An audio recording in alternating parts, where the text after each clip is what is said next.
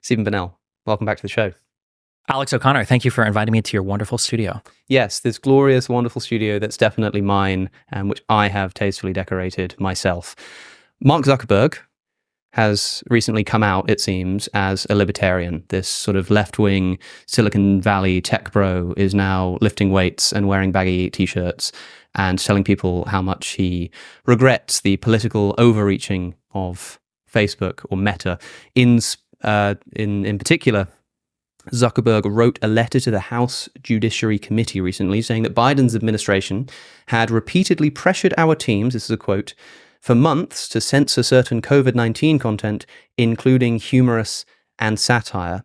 And he says that he regrets this, or regrets sort of ceding to this.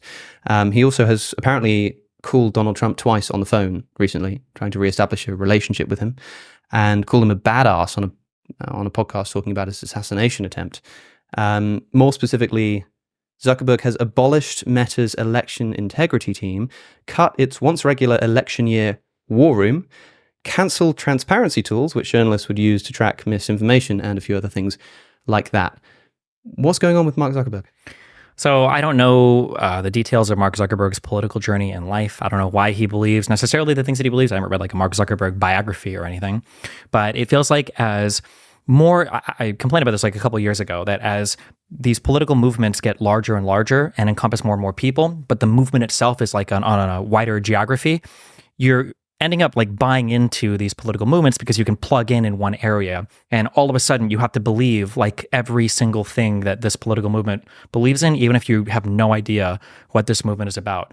Like going to the gym is like a right-wing thing now. Yeah. So it might be because you start lifting, now all of a sudden you're like a MAGA supporter and you think the election was stolen and you support Andrew Tate and Donald Trump for president. And they're like, it's just like all these crazy beliefs that you necessarily have to buy into just because you're plugging into this like large political movement. And it feels like, I don't know, I've just heard this said a lot, and I'm kind of looking and it seems like it's happening, that this Silicon Valley tech bro archetype is starting to buy into politics. And of course, they're entering on the conservative side for a variety of what I would say are stupid reasons.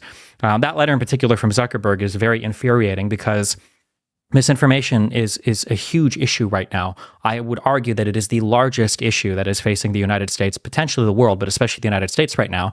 And we had the Twitter files and we saw what was leaked, and stuff that was leaked was along the vein of these are accounts that we think might be operated by foreign nationals. This is misinformation that, maybe you guys could deal with it, but there was no overt pressure and like people were threatening anything. People could say, well, there was like kind of, not subversive, there's a word I'm looking for, like covert pressure, underlying pressure that like, well, if we don't do this, they're going to come after us. But there's no evidence of that. None of the leaked logs show them ever considering that, whether it's the Hunter Biden laptops or anything else. The only time I saw what was very clearly a request for a takedown just because somebody didn't like what somebody said was when the Trump admin requested Tegan. There was a lady who made a joke saying like Trump is a pussy-ass bitch, and Trump's White House requested that tweet to be taken down. I've personally followed through on a lot of the Biden White House requests for specific takedown tweets. I believe every single one that I followed through on was a picture of Hunter Biden's cock, so seemed like a fair takedown request. I didn't see like politically biased messaging, but we have a huge issue right now with disinformation and misinformation in the US, and that if you try to control for it, you will automatically be heavily biased against conservatives because they live in fantasy world right now. So why is Zuckerberg saying that he was pressured to censor even humorous and satirical content? Isn't that troubling to you? I mean, it depends on what it was. Like if the humor or satire is like, look, LOL, vaccines are killing everybody. I mean, like there's an issue. Like this stuff is leading to demonstrable harm and destruction in the real world. Like it's, not a good thing. Why do you think that weightlifting, that kind of stuff is seen as right-wing or has become right-wing, especially on the online space? Why is it if you start going to the gym, suddenly you're getting algorithmically suggested Andrew Tate and bro science? It feels like I could imagine a world where I'm like a fiction writer and you can just write like these stupid hooks where like I don't even know where this particular thing came from, but maybe it was the fact that health at every size seemed like it was being pushed by the left. Right. And maybe it's the thing that like men are generally seen as people that lift weights. So like, oh, feminists must be opposed to going to the gym because men are like trying to get stronger and better themselves. So that's now like a right-wing topic because women just want to be fat and have us love them even though they're fat at every size. Or I don't know, that's my guess, but it's cringe and dumb, but yeah. It's a bit like something to do with Sydney Sweeney and her being like really liked by right-wingers because she's pretty or something. It was like it's been in a few adverts where she's like acting all sexy, and the right-wingers are saying, this is going to really upset leftists because there's like a beautiful woman in an advert or something. It's quite strange how these seem to culturally overlap sometimes. Yeah, I feel like I tweeted this out the other day that like 70% of what conservatives argue against, it's like them shadowboxing themselves and then losing like half the time. It's just like inventing problems and then getting so worked up over it. And then I don't even know what the point is I know what the point is, but yeah. Or maybe it's got something to do with the left-wing insistence on self-acceptance. Like you said, I mean, you mentioned like, this idea of body positivity or whatever, but more broadly, the idea that like, you be who you are, you're good enough, you have worth, you have, the left has traditionally been the kindness side, right? It's been the people who've been empathetic and sympathetic and said that whatever position you're in, good for you. Whereas to say, actually, no, like you can do better, you should improve yourself, and it's going to make it, you're going to have to suffer in order to do so. I think there might be something sort of more intrinsically right-wing about just that approach to life, which will result in things like being motivated to go to the gym. Not that much, no. I think a lot of things are exaggerated by people, and that's a huge issue that we have to deal with. I would argue that I don't know if you describe it as like hyper reality that we live in, or if people need to maybe be more concerned with, I don't know if you say metaphysics, but like when you look at things, well, I mean, we can go very fundamental, right? Arguably, you have no true contact with the physical world, right? Everything is constructed in the mind. Your perceptions are, done through your senses, like how much of that is real versus what's not real, Descartes' demon, like who knows, right? But let's say that we grant all of that because being an ultimate skeptic is boring and stupid. But if you go into the real world now, one thing you have to consider, and nobody will follow me on this intuitively, because it's impossible to, and it feels bad, but you really have no idea what's going on outside. Like if I tell you right now, there are 20 million Ecuadorians storming the border, climbing over like it's a zombie apocalypse movie. Maybe there are, maybe there aren't. If I tell you there were 1 million jobs last year to illegals, maybe there were, maybe there weren't. What if I tell you 10 million jobs were created by illegal? You have no idea. Right. So you're consuming this information online. And I find that the conservative playbook is to basically what you do is you take an issue and you amplify the fuck out of it. And then when leftists say, or liberals say like, okay, hold on, this is like blown out of proportion. You can say they're blown out of proportion, but look at how people feel. Well, why do they feel that way, right? The election fraud stuff is a really good example of that, right? Like there was no election fraud widespread in 2020. It didn't happen. It's like, okay, well, all these people feel that there was.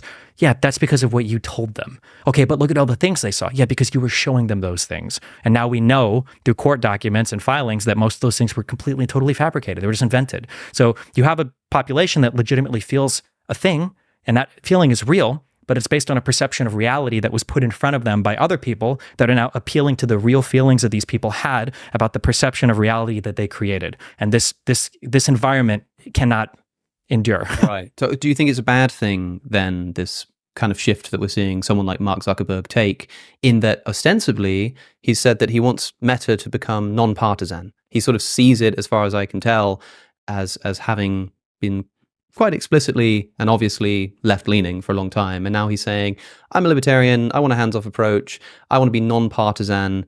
You think that's a bad thing? I don't believe him when he says that. I think that when people say nonpartisan, they have a bad understanding of what nonpartisan means. When people appeal to apoliticalness or nonpartisan or these ideas that you're above, political bias, they want the aesthetic of being nonpartisan. But what actually happens is they are the most partisan. So, for example, when you say nonpartisan, the aesthetic that you're trying to wear and the ideal that you should be striving for is, I'm going to make a decision about a thing without really considering the political implications, right? Is illegal immigration good or bad for the country? Let's just see what the economists say. I don't care about brown people, don't care about black people, don't care about natives or whatever. I'm just going to look at this thing in as much of a vacuum as a human can, okay? That would be like nonpartisan. But so people want the aesthetic of that person. But when people carry nonpartisanship into the real world, what they really do is they go, oh, well, this guy over here thinks that, this guy thinks that, I'm going to think something in between these two people. That's not nonpartisan. You're just as partisan as the both of them. You're just averaging out their beliefs. And so the issue that happens is if you were in an environment, we could imagine an environment, we don't have to imagine an environment, where one side is dramatically more incorrect than the other side, well, your apoliticism has actually sane washed the other side and is hurting like any type of fight for, I would argue, like truth to exist, because now you are sane washing the other side by taking a position in the middle, claiming to be nonpartisan and centrist, but you're always just like carrying water for the right. It's insane. And which side is the left and which side is the right there? Which is the one that's right now the right is entirely divorced from reality.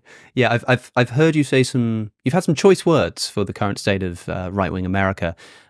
Just to clarify there, you mean to say that because the right wing in America has gone so off the rails crazy, to sit in between the right and the left is not to be in the center. As well as that, there are two ways to be like a centrist. One is to say that on basically every issue, I'm a moderate. I sit in the middle on every issue. I think that abortion should sometimes be legal, sometimes not be. I think we should have some immigration, but not too much. Another way of being in the center is to be really anti-immigration, but really anti-gun at the same time as being really pro-life, whilst being super secularist, having quite staunch opinions in either direction, but when you take an overall look at someone's worldview, they would sort of average out in the middle, right? And there are two sort of ways of being. Yeah, there's a lot of different ways of thinking of moderateness, sure. Yeah. And I think it's often the case that when somebody says, look, I'm a moderate here, I'm a centrist, but even I think this is a huge problem, that's just because they're just using the fact that across the board, their positions are pretty extreme in either direction, but across the board, they balance out in the middle.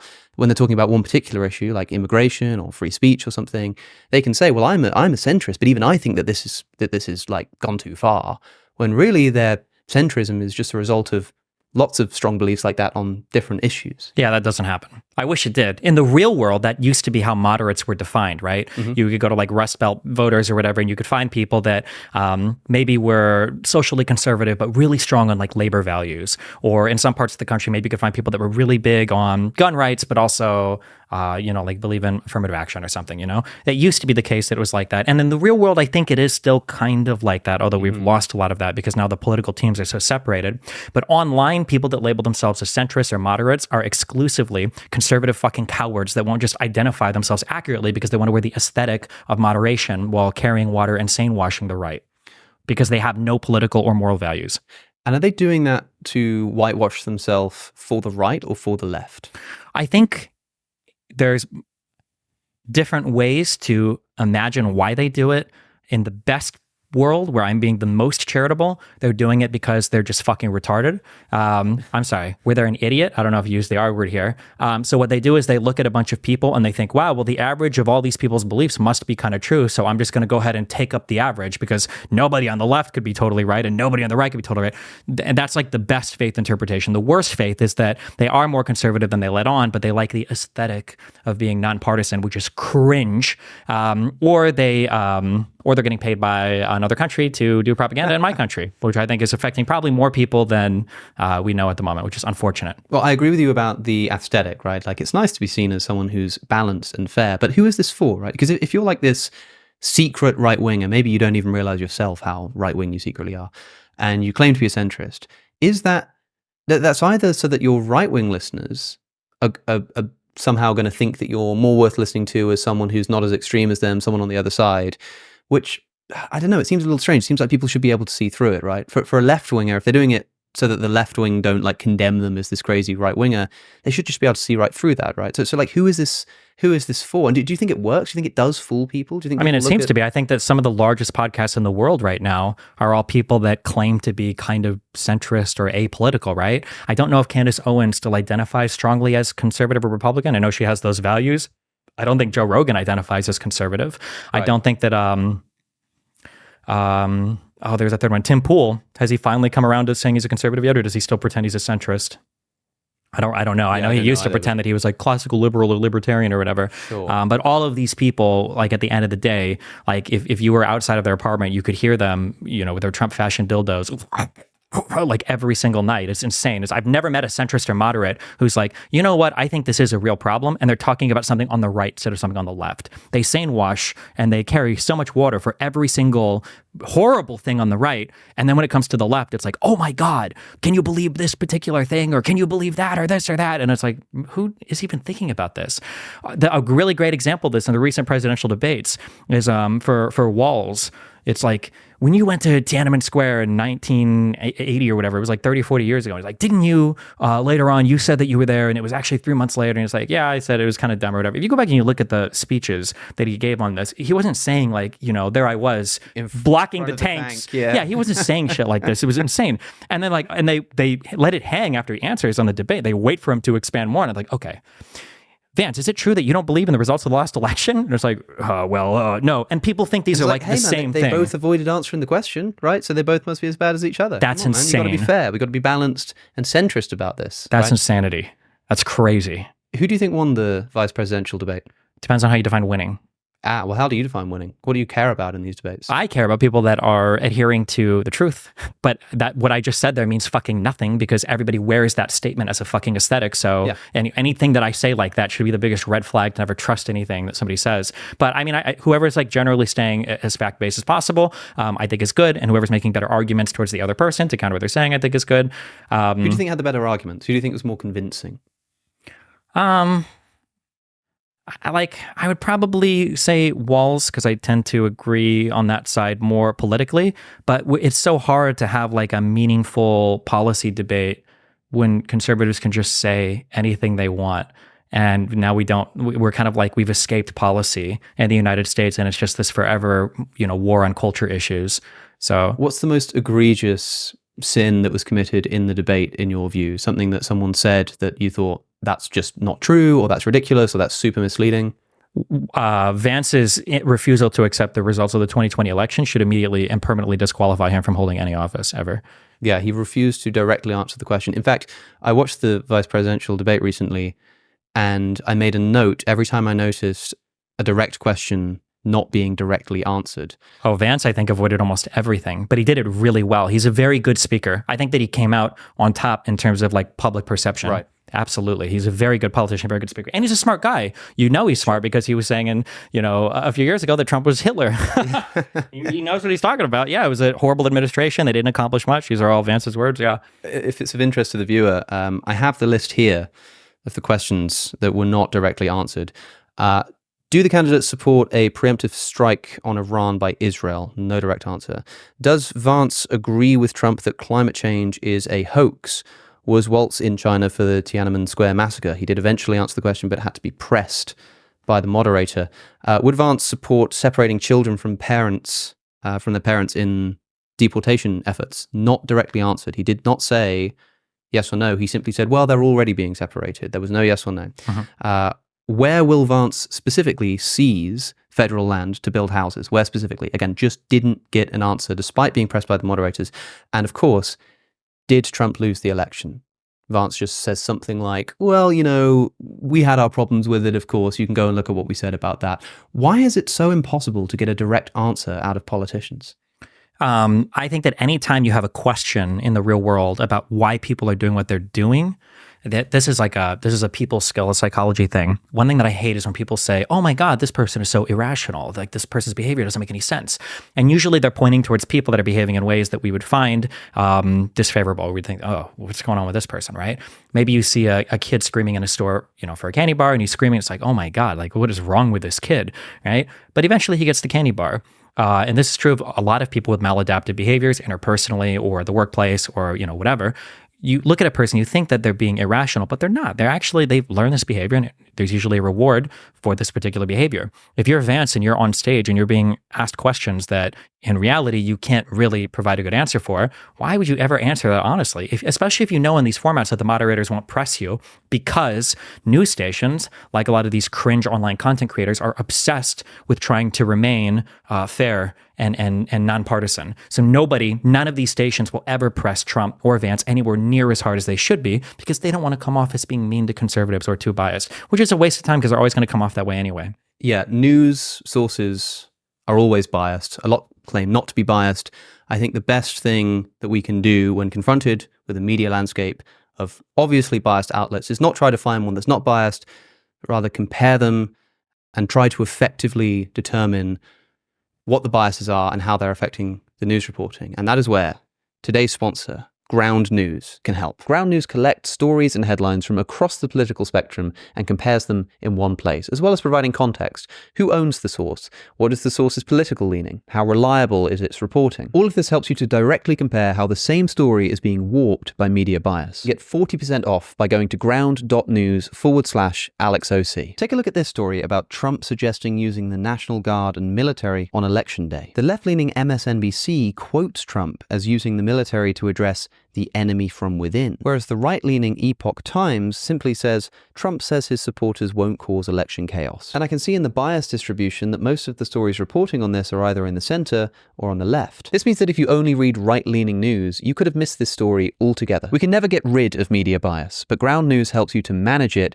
and get a more rounded picture of important stories. Try it out for yourself by going to ground.news/AlexOC or by scanning the QR code that's currently on your screen. Use my link to get 40% off their unlimited access Vantage plan for as little as $5 a month. That said, back to Stephen. I do think that it's important when you talk about political bias, though, and there's all of these, and we could spend 10 hours talking about every single one of these things. There's a lot of things that people say to pay lip service to things like, oh, be aware that everything's biased and everything, blah, blah, blah.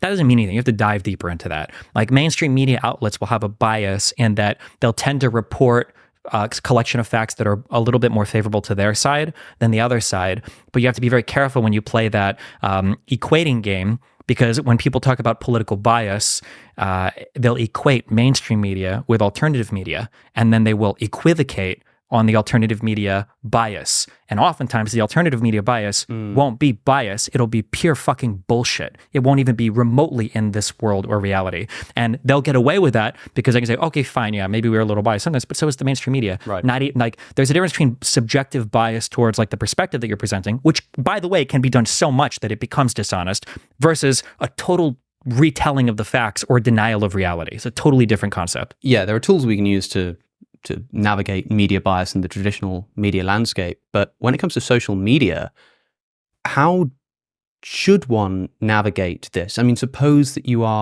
maybe you're like a young person trying to start understanding the world. You've got a Twitter account. You're beginning to see posts about the election flooding your timeline from all kinds of different sources, and your algorithm hasn't developed yet. How can you go about navigating this space in an effective manner? Well, the first thing is deactivate your X account or don't ever trust it for news. That is exclusively a platform for shit posting or being racist or watching black people kill each other or whatever else gets posted, en masse there.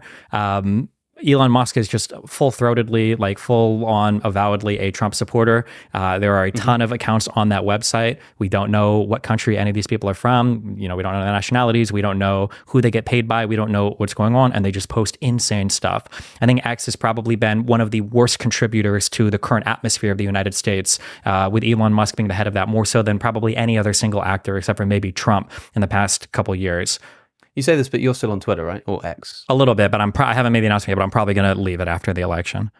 And you say after the election, implying that in the run-up to the election, you think it might be useful to tweet or entertaining to tweet? I mean, there's still people there, but I think after the election, I'm going to make a big thing, a plea to my audience, like, hey, we should like disconnect from this platform. Sure. There's no reason to support Elon Musk. I consider him basically a traitor to the United States. And I don't think that we should be supporting a platform where people are just going there to be made miserable, to hate everybody, to hate this country, to deny reality. It's just not good for anybody. Why not just do it now? Why not make a statement? Because I think everybody's still kind of active there. And if I just withdraw my voice from there, like right before an election, I think it's probably not strategically very wise to do. But isn't that always going to be the problem? That, of course, it's different with an election year, but if you withdraw your voice, then Twitter descends into a full-on echo chamber. I mean, it might seem like an echo chamber right now, but if left-wing voices start leaving because they're upset with it, then you just get a right-wing platform, right? Yeah, that's true to a point, but I think it's past the point right now where it's worth being on that platform in any extended version. Like if it was like kind of right-leaning, I'd say, well, yeah, generally you should always lend your voice to these spaces because if you leave, they just become more of an echo chamber. But the platform is so bad right now, and the owner of the platform is so like disgusting that I would rather pull anybody that I can, get an ear from, like pull them off that platform and throw them onto something else and not be part of anything on that platform rather than, well, I should participate here. There are other people if they want to, but yeah, I don't think it's good. You've just been condemning how awful Twitter is and how much it disrupts sensible discussions about politics. Can I ask you about some of your own tweets? Sure. After the first assassination attempt on Donald Trump, you got quite a lot of heat for a series of tweets that you put out, which had some choice words, not just for Trump, but also for Corey Comparatore, who was the firefighter that got killed by mistake by the shooter at the Trump rally. You were on Twitter almost immediately calling him fucking retarded. That is Corey, not Donald Trump, saying that you have zero sympathy for anybody who gets caught in a crosshair like that, and seeming to have no sort of ill feeling about the fact that a former president, somebody tried to assassinate them. I must say that when I saw those tweets, I was shocked. I was surprised. And a lot of people messaged me and said, is this the guy you had on your show? Like, you might want to think again before having him back on. And I'm sure that people who haven't watched this far have already commented down below, I can't believe you had this guy back on. I understand that you are angry about the state of the right wing in America. I understand that you really don't like Trump, and that's putting it far too lightly. But when you talk about how you don't like Twitter because it sort of is poisoning our political dialogue, do you not think you're contributing to it as well with this kind of behavior? No, I don't think the dialogue is being poisoned because people are being mean, of which conservatives have been disgusting for years, which is why I don't give a fuck about anybody that winds up at any of these rallies and gets shot or whatever the fuck, okay? Because they had no problem making fun of Paul Pelosi. They have no problem making fun of anybody else that gets killed in some horrific event. A lot of conservatives were laughing along at a lot of my tweets when I was making fun of Palestinians during my last, year and a half talking about Israel, and some of them laughed when I made fun of Israelis as well, but all of a sudden Corey is beyond reproach. Bullshit. I think that the issue that I have with X isn't people being mean, it's people that are just lying and contributing to a destruction of the discourse. I think that people can be mean. I think hate speech is fine, whatever you want to do there. But when you have people that are intentionally bad actors that are just destroying the discourse by just flooding it with incorrect stuff that they're not even trying to be correct about, the entire world would be better off if these people were permanently removed from these platforms. Like, there is no downside and only upside to see people like Candace Owens, Tucker Carlson, Tim Pool never be allowed to publicly broadcast their opinions ever again. It's exclusively bad stuff that happens. So if somebody wants to be mean or an ass or whatever, I'm totally fine with that. But when people are supporting, the destruction of our world, like informationally, right? When we've all become epistemic nihilists and now anything can be true. I remember joking 2 or 3 years ago, or however long ago it was, with the wildfires in Hawaii. I think I said something like, nothing will ever happen again. Nothing can happen anymore. It's all a conspiracy. And it is now, right? Like, I start a lot of my debates off with conservatives being like, do you believe in dinosaurs, by the way? A lot of them don't. They don't think dinosaurs are real. They think oil is naturally replenishing and big petroleum made dinosaurs up. The boat collision, I think in Ohio, was the Mossad that, rammed a boat in to take off the heat from Gaza. The train derailment in East Palestine was just leftists trying to poison the environment. Every single foreign affair is, Ukraine was started as a revolution by the CIA, and, there were bioweapon labs there, and COVID was a hoax, and the vaccine, like every single fucking thing. And now the hurricane is made by the government, I guess. Every single thing is not real, and it is destroying us. We have no unified front right now that we can present to the world, and we can't even do anything in our own country with ourselves. There's so much to say in that. I mean, for a start, being mean, as you put it, which of course is different from, say, spreading disinformation or misinformation. Like, you're allowed to call someone a fucking retard if you want to. Do you think that this is constructive to the political conversation? I mean, even if you think you have a right to do it, and okay, the other side do it too, isn't the point to lead by example? I mean, if I were engaging in some of the atrocious political conduct that you observe on the right, as a left-winger, and then you called me out on it and said, hey, you shouldn't be doing this. And I said, well, hey, the right do it too. The point is that when the right do it, we say that it's a bad thing. And so to be sort of doing it in response seems, at the very least, not constructive, right? The issue, again, and I will reiterate this, even though nobody will pay attention, not calling you out, but audience, whatever. I don't care about people being mean. People being mean is not the problem. The problem is the lying and the mis and disinformation. Sure. That's the big problem. When people want to say, like, the issue is the problem right now is that in the United States, there exists 2 different standards, and you can't live in a world where both sides have to play by different standards. It doesn't work. For everybody that wants to jerk off evolutionary biology, we call these tit-for-tat systems in nature. You can't have a tit where somebody tries to attack you and there's no punishment, because that type of behavior will just lead to the attacker, right, taking over, because there's no repercussions for what they're doing. There is some benefit to attacking the other side, and then it rallies your side up and it demoralizes the other side. That's why conservatives have attacked so brutally liberals for so long, and they get all of the benefit from that. They get all of the fun, all of the excitement. They get to, give the strong morale to their people. They get to have all the chance at rallies. And then as soon as it happens to them, hold on. Well, this isn't fair anymore. We don't like this. This isn't okay. I don't like this anymore. The fact that after that shooting, Biden, who in a private call to donors said, like, we need to put the Trump campaign in the bullseye or whatever, that guy, that he went on, I don't remember which news station it was, but he had apologized for those comments when conservatives are like on the regular saying some of the most deranged, unhinged shit. I wish I had examples offhand if I knew this was a topic, but Trump is like himself on every rally will just say like insane shit. No, that's bullshit. The double standards can't exist. If conservatives don't like it, they need to elevate their own behavior, because I'm getting really tired of liberals constantly having to fucking row the boat while conservatives are this anchor that are just dragging us into the Atlantic with absolutely, no responsibility or accountability for their behavior. So you don't like the whole Michelle Obama, when they go low, we go high kind of approach? Is there no... I think Michelle got rid of that. By the way, most people on the right think she's trans. Yeah, right. Okay. But so I understand what you're saying, I think. And you say, I know you were emphasizing a second ago, I don't care about being mean, I care about lies. But is there an extent to which we should care about it, at least in terms of optics? Much the same way that you should care about... No, optics don't matter. You're never getting credit from the right for any optics, because they can act infinitely amoral and evil, and there's no repercussion for it. Even people on the left, if you're right that the right wingers here are like the sort of evil ones who are doing this all the time and the left wingers are not, then when the left wingers see you doing this, they're not going to think, well, here's someone that I thought was nice and reasonable and kind in politics, and actually it turns out he's just like the right wingers. He's willing to say these horrible things about a man who's just been killed as an innocent bystander at a Trump rally.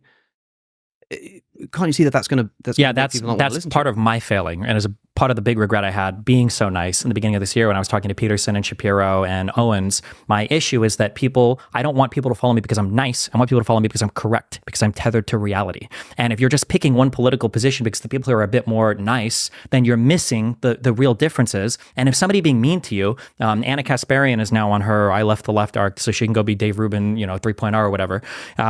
Like when people have this thing where it's like, well, I saw somebody on that side being mean, so now I'm going to go ahead and 180 all my political opinions to join the side that is even more unhinged, to join the side where the leader says he wants to suspend the Constitution, where he's trying to direct the DOJ to go and arrest political enemies, where they deny the results of the last election. Like, these are the people that you're going to jump to because you saw somebody on the left being mean. What a stupid way to define your political opinions. Suppose somebody said to you, or you heard, I mean, there has since been another attempt on Donald Trump's life. Suppose there were a third. Somebody tries to assassinate Donald Trump, perhaps even succeeds, and says, you know what? I was sort of on the fence about the ethics of all of this. I thought Trump was a big threat to America, but I thought that political assassination was off the table in a democracy. But then I was on Twitter and I saw Destiny, this left-wing streamer that I really look up to, saying that actually, no sympathy, like, who cares? And he thought, actually, okay, fair enough, maybe I should go and do this. And so he went and assassinated or tried to assassinate Donald Trump. How would you feel? I don't think you should. I've said it over and over again. I don't think anybody should assassinate anybody. I don't think it's a good thing. Like, we should never come to that in a democracy, but conservatives are never, ever, ever making these statements on their side. So why the fuck would I waste my time making the statements on my side? Both shooters so far arguably have been conservative. Now, some people want to say, well, the one guy donated $15 to the Democrats, so he, whatever. But like, no, that's, if now I'm in a position where I'll wait for them to shape up. I had this conversation on Peers where it's like, don't you disavow this and everything. It's like, no, fuck you. I won't do it here in front of Dave Rubin, because then when I turn around and ask Dave Rubin, do you think that J6 was bad? And he's like, well, yeah, Antifa. Like, conservatives will not take accountability for anything they've done. So why the fuck would I disavow any individual shooter? Like, they shouldn't do it. But like, you guys think that, look at all the weird shit you obsess over for trans people, and the trans groomer and the cutting off children's dicks and all of this and all the document and the obsession over it, or the obsession over like, well, I could give like a million examples, but like there's so much horrible shit that goes on over here. I'm not going to sit here and try to like crawl and beg for forgiveness from a side that has exited orbit.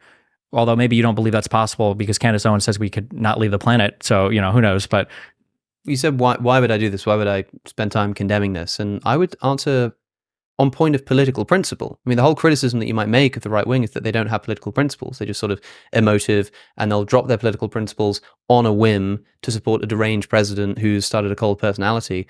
The whole point is that we're supposed to be better than that. We're supposed to have our political principles. I've heard you say, for example, like, no, I don't have any sympathy for anyone who's at a Donald Trump rally. Anyone who's at a rally supporting a man who tried to incite an insurrection, which is like a fundamental threat to democracy, that should like invalidate their ability to vote.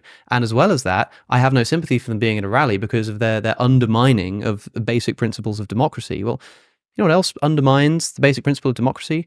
The assassination of political leaders and democratically elected presidents. And so, in other words, to do like a tu quoque, to say, well, you do this too, why would I spend my time condemning this? It's to show political principles, say that actually I do believe in democracy. So even when, you know, my opponent is clipped in the ear with a bullet, I'm going to come out and say, of course I think that's bad. Obviously that's bad. And of course I have sympathy for anyone who's caught up in that.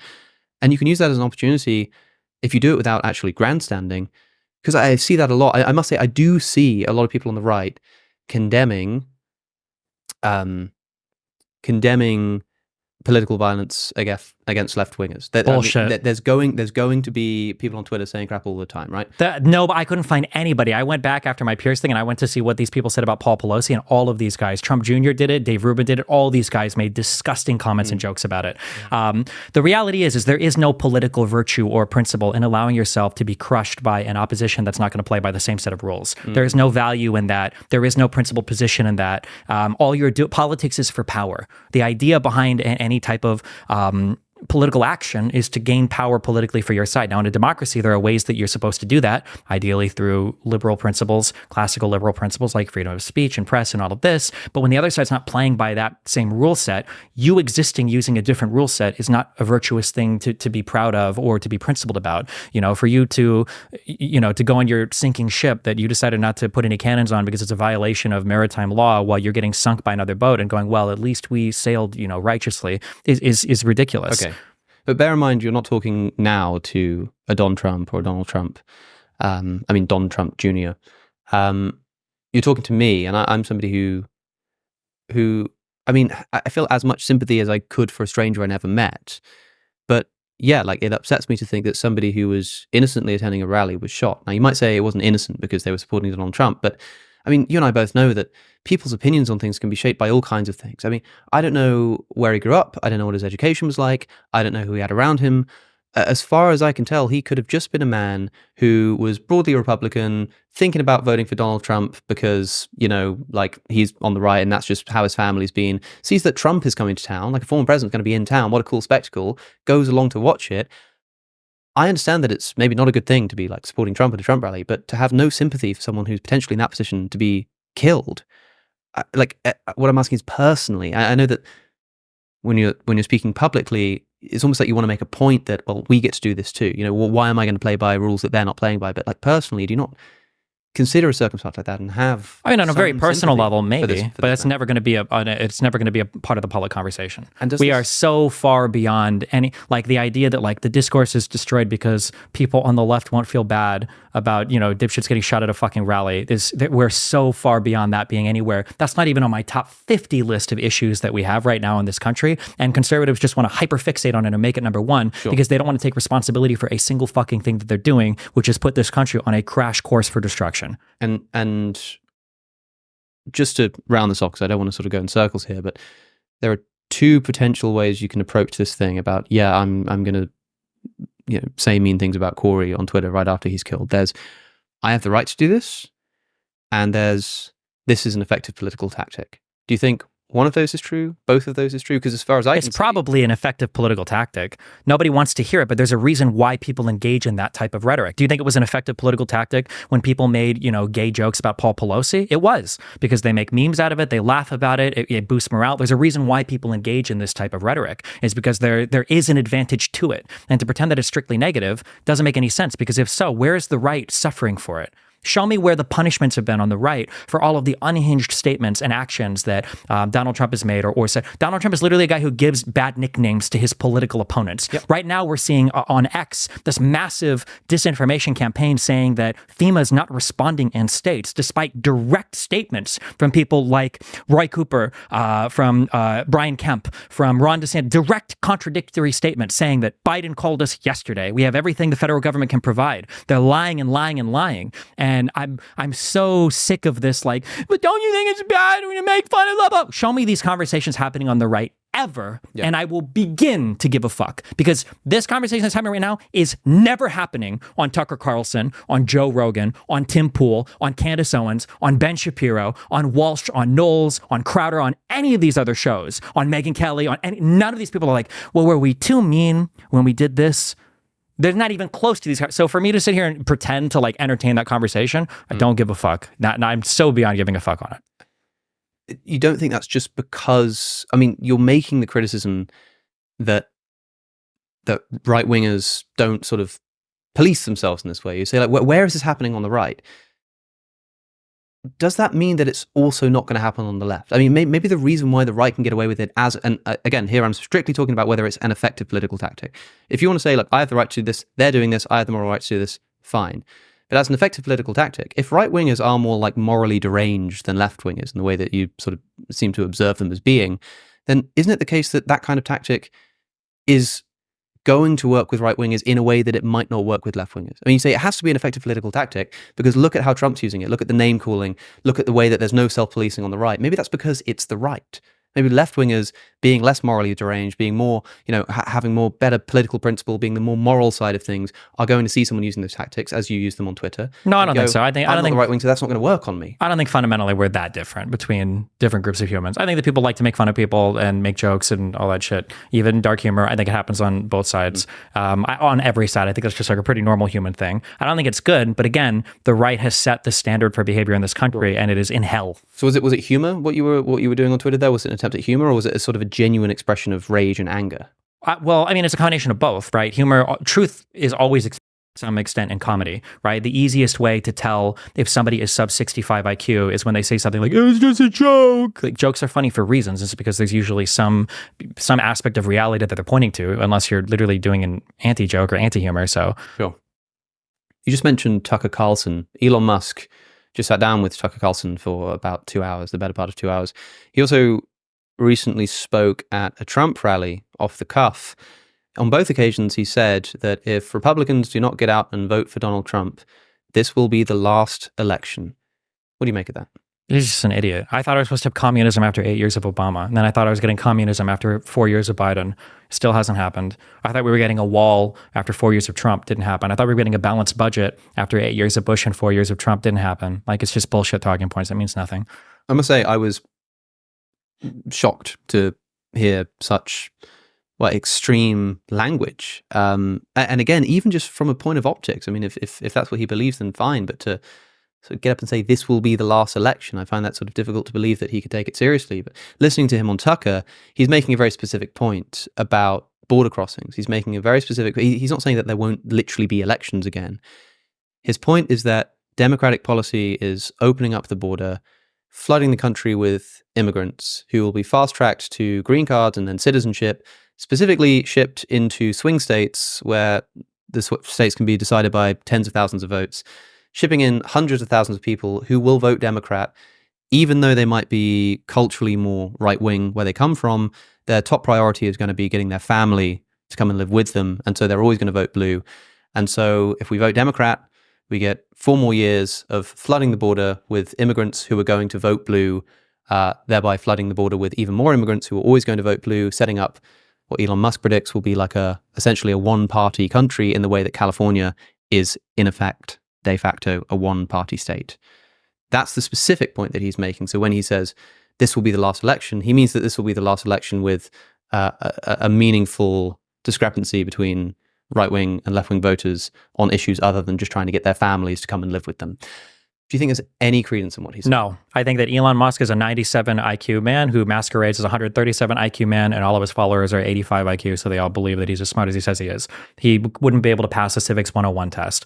The man is just astoundingly fucking stupid when it comes to talking about anything outside of his very narrow set of expertise, which just seems to be creating a whole bunch of children with a whole bunch of women. So nothing that he says, we've been hearing these same arguments for decades. Even what conservatives say, I just caught a guy trying to make this dog shit argument before about bringing in certain types of immigrants that will only vote liberal.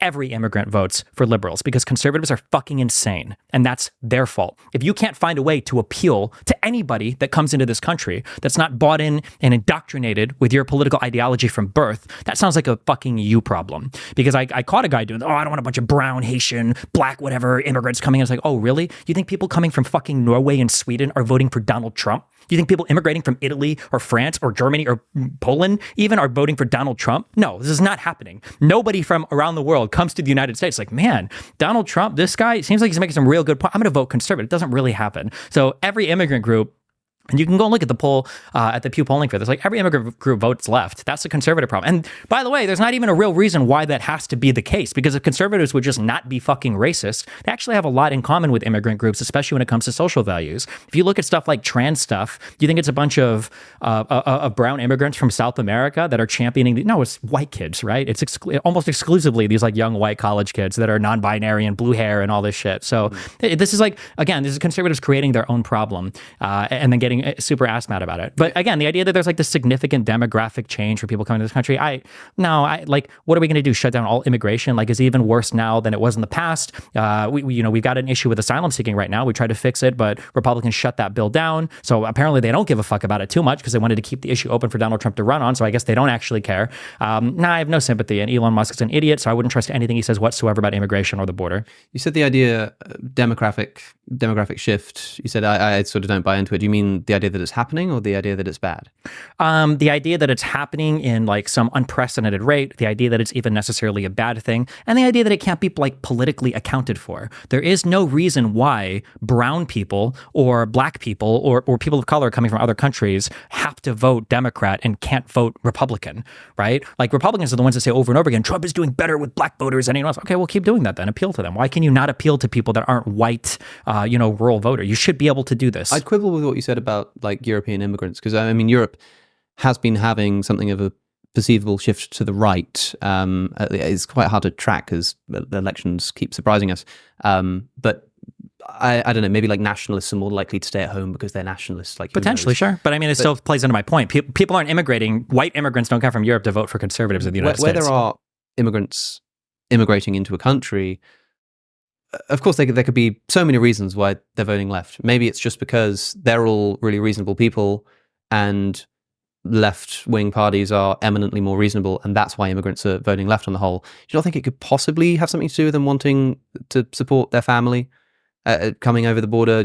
Something to do with, immigration welfare, this kind of stuff? The United States sucks for welfare. We're a dog shit country when it comes to welfare. Like people immigrate illegally to the United States usually because they're looking to work and they're looking for employment opportunities. I think we need an immigration overhaul, but nobody wants to sit down and actually do it to make it easier to come in and out of the country, at the very least for like work visas, so people don't feel the need to illegally immigrate to the country. But people aren't like the idea. This is just it's the most fucking American thing in the world. I think that people are coming here to get our excellent fucking welfare benefits. It's absolutely not the case. Yeah, I mean, I know that you obviously don't agree with Elon Musk, let's put it that way, but there's no cause for concern, like even a slither, the idea that there might be a sort of self-reinforcing policy in politics. That is, self-reinforcing in the sense that if we vote for these people, they bring in these people who vote for the same people, who bring in more of those people, ultimately culminating in this self-fulfilling sort of democratic. I mean, I guess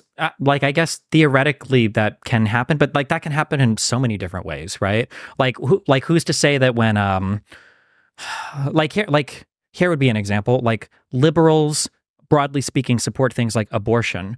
Aren't you aborting like most of your voter base? Like, isn't it generally minorities or people, they always talk about the Black Holocaust as abortion. Aren't black voters generally Democrat? So if we think that people are specifically choosing policies just to increase their voter base, why do Democrats support abortion, right? That's an example of a policy that Republicans want to fight against as hard as possible that hurts them electorally. So I don't think that people are necessarily making, the argument that we should allow in more immigrants because we know they're going to vote for us. And that can be a workaround or a thing that you do for immigration overhaul. Again, maybe you make it so that people can come in for work visas, but they can't vote because they're just, on temporary visas, or maybe the path to citizenship is, 10 years out or something, or a little bit harder than just residency. I don't know. There are ways to counter that, but it can't be that your country's the country's immigration policy should be centered around the well-being of the country. It can't be centered around your party being too fucking racist to appeal to a huge demographic of voters coming from other parts of the world. Fuck you, leave. Go somewhere else. If your idea of good immigration is we can't have too many people coming in that don't match our racist, ideology,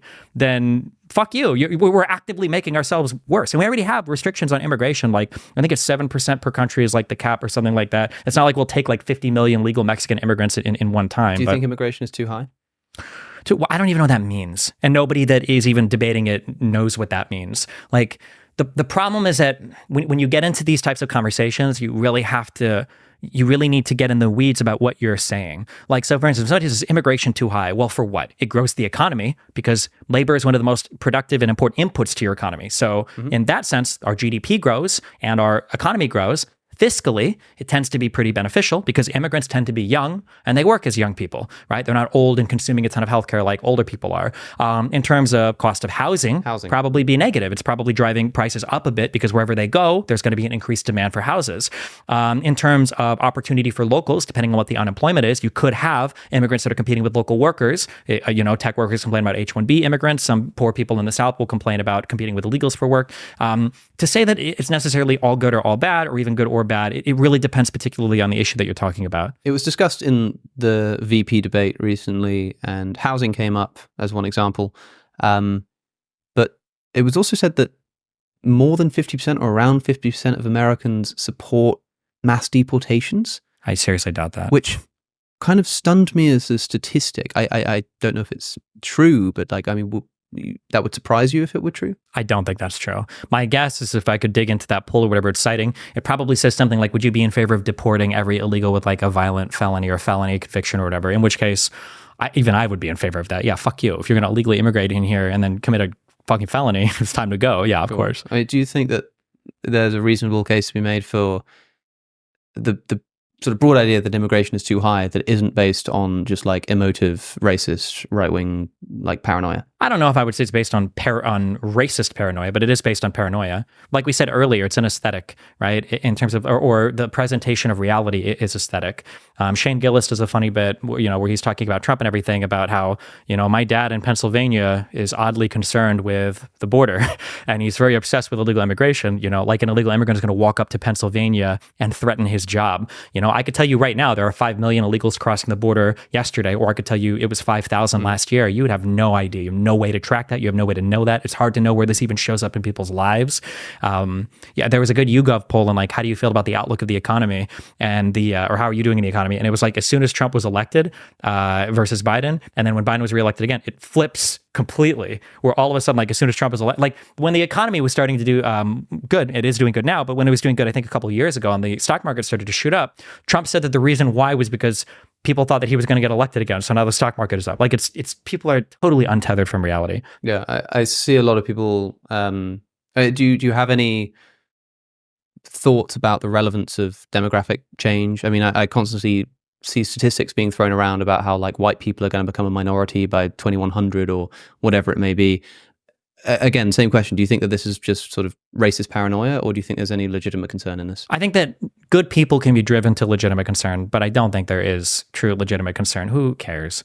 Like, this is a country that is founded on immigration. Right now, I said this when I was talking to Sam Harris, like I've been told for decades that immigrants that don't share my values are going to overwhelm my country and either do Sharia law or Hispanic law or whatever the fuck is going to come and destroy our country. And right now, the biggest threat to democracy in the United States is largely white conservatives. They share less in line with me politically and in terms of American values than any immigrant that illegally jumped a fence to come over here and work. So no, I don't think it's a true concern. In the United States, we're really good at integrating immigrants from different backgrounds. We do it exceptionally well. We should continue to do that. Yeah, that's one thing that makes the United States discussion so unique, I think, is that it's a new country and has just a different story. It has a different mythos. It has a different sort of origin and culture of immigration, I think, which makes it a different discussion from, say, the UK, where I'm from. One thing that did surprise me, again, as an outsider here, is listening to Elon Musk talk about voter ID laws. This isn't really a conversation in the UK in the same way, I don't think. But when I hear that not only do you not need to bring ID in order to vote in federal elections, Elon Musk made the claim that California just passed a law banning any kind of regulation based on ID, like banning the idea that you can even check people's IDs in elections. That to me, I must say, I don't know how true that is, but it kind of does stun me. I would have to check. I wouldn't trust anything Elon Musk cites. I'm not 100% sure if he can even read English. So I would have to go and check the particular law or statute or regulation that either the California legislature passed or the executive is enforcing. So I can't speak to that. I don't think there is inherently a problem with voter ID. I want to say like 30 some states require some form of ID. I would have to go and check. It's a high now. I think it's more than half. I think that the main issue is that anytime voter ID comes up, it always feels like Republicans are just using this as a way to disenfranchise voters. So like there was a big Supreme Court case in North Carolina where when they wanted to do voter ID, they wanted to like allow all of the types of IDs that white people were likely to have, and then disallow all of the types of IDs that black people were more likely to have.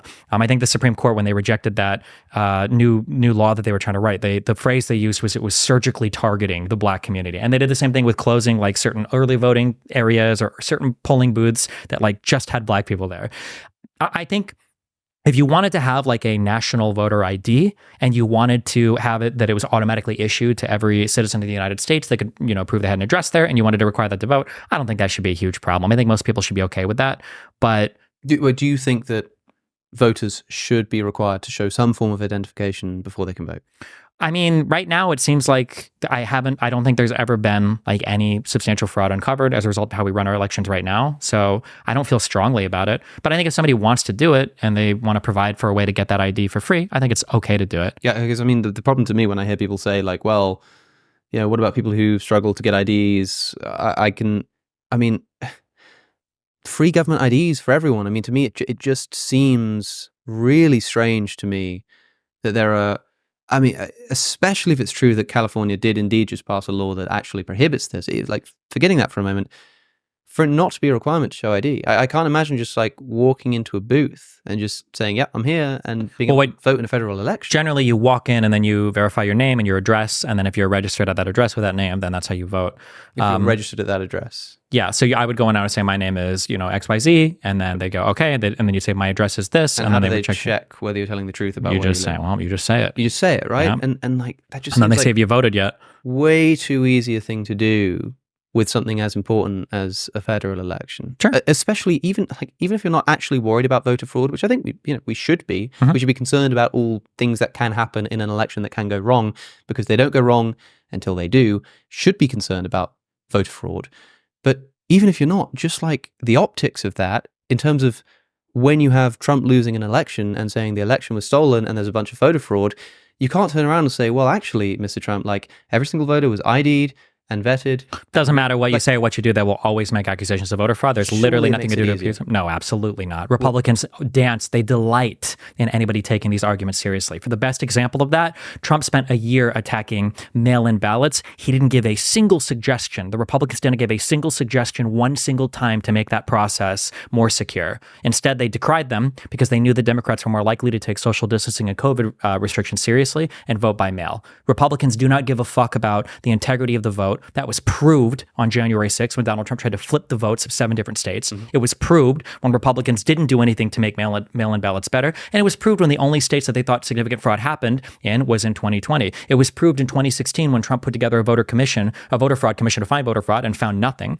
They've looked for it. Again, if you want to do voter ID, I don't necessarily think it's the worst thing. If you wanted to, that's fine. I will say, though, I thought Republicans were all about states' rights and the states' right to do whatever they wanted and to run their elections as they see fit and to do things as they want as individual states. It's very interesting that Republicans that are very big on states' rights all of a sudden want the federal government to come down with a heavy hand when it's something that could benefit them. Yeah, well, I think that's the problem with political sloganeering, isn't it? I mean, when you say I'm in favor of states' rights, very rarely do you mean like totally, completely. Like even if you ask somebody who's super pro state right, small government, it's like, okay, well, should we allow Nevada to like lower the voting age to 3? It's like, well, actually, maybe with the federal election, there are things which the federal government should regulate. And I think this is something which would be not particularly controversial. I mean, I might be speaking out of ignorance here, but I don't think it's an issue in the UK to the extent that I think if you went around and asked people on the street in the UK, do you think you should have to have ID in order to vote for, in a general election? They'd look at you like you'd lost your mind. Be like, of course, well, what the hell do you mean? And if I said to them,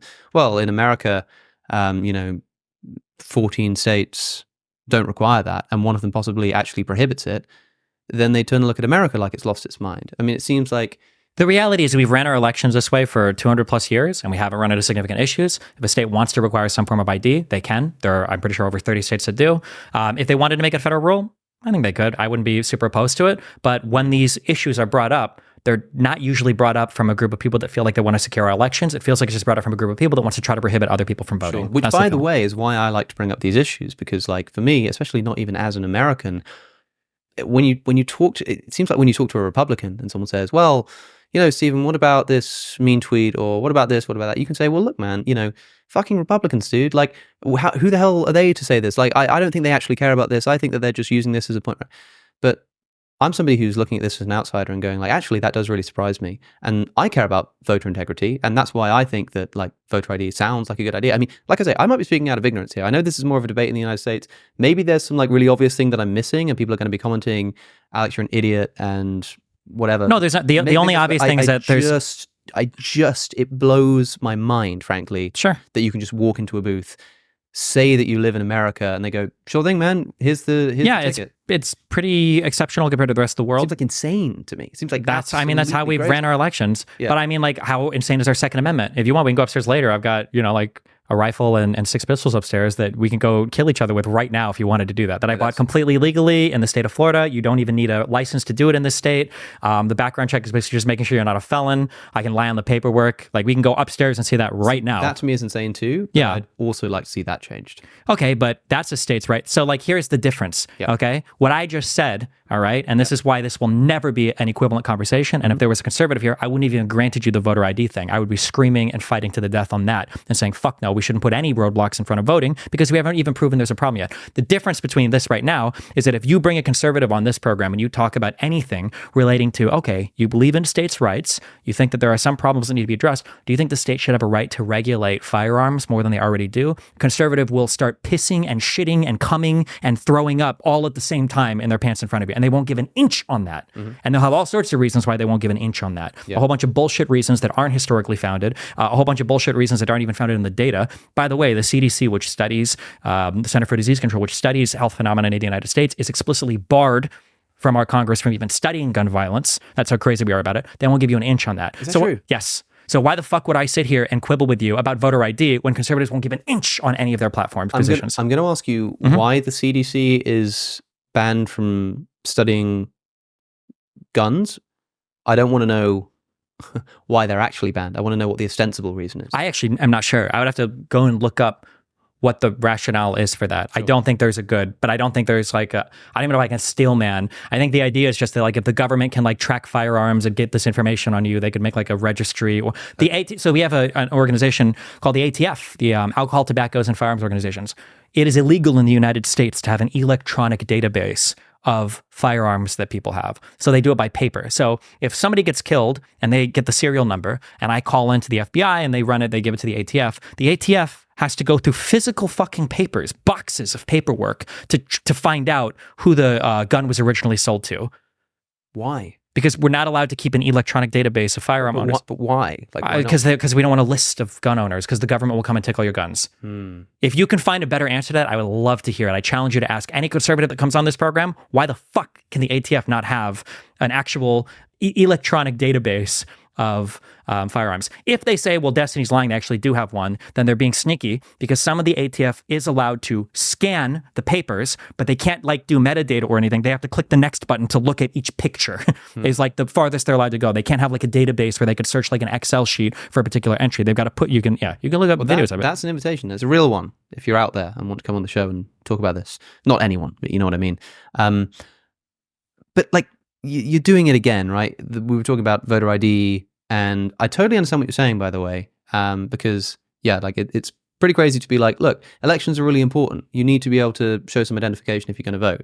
But if you want to go and buy a gun, yeah, sure, whatever, man. I gave my 6-year-old a handgun for Christmas this year, right? That is insane to me, right? But in the way that you might look at America's insane gun laws, at least in some places insane gun laws, and be like, this is crazy, this needs to change. You're not talking to a big Second Amendment guy here.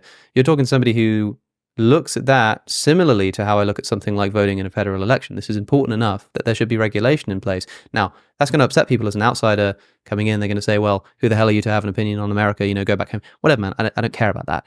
But like, I'm looking at this thinking, that's crazy. And that's why maybe maybe a conservative listening to this and being like, see, if as an outsider, like, look how insane it is, the voter ID thing. See, it's like common sense, man. We should obviously have voter ID. Yeah, but the difference is at the end of the day, if we engage in the actual factual analysis, we could say, oh, okay, well, I agree the voter ID thing is a little bit weird in, 15 or however many states that don't require it, but we've done huge surveys to try to find voter fraud, and it just hasn't been discovered. Meanwhile, with guns, we have 60,000 people killed every single year in the United States from gun violence. 40,000 of them commit suicide with a firearm. We've got more gang violence and shootings and mass shootings per capita than any other country, the G7 or the OECD. Like, again, it's almost like the sane washing I'm talking about. To present these two issues as though they're the same, and then to say it's the country of, or it's the party that will wheel out all these arguments for the Second Amendment, right? Well, I don't want, the government to take my guns. The states should. Oh, actually, even the states can't even decide that. It's so holy. It's so sacrosanct. Even the states can't ban this. But then when it comes to voter ID, well, actually, I think the federal government, the United States federal government, should tell the states